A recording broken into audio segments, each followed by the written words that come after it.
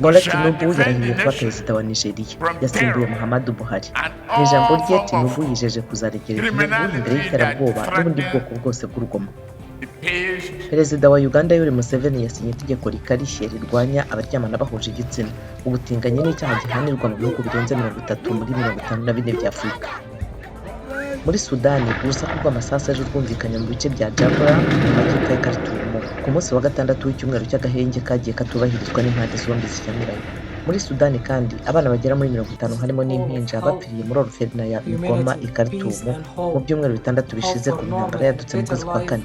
Naho Minisitiri w'Ububanyi n'Amahanga w'Uburusiya Sergei Lavrov ari mu ruzinduko muri Kenya yavuze ko keretse gusa igihe amasezerano yagezweho ku bwa ONU ajyanye no kunyuza mu nyanja y'umukara ibinyampeke ku bijyanye n'Uburusiya yubahirijwe byuzuye, naho ubundi ngo ntiyazongera kugira umumaro.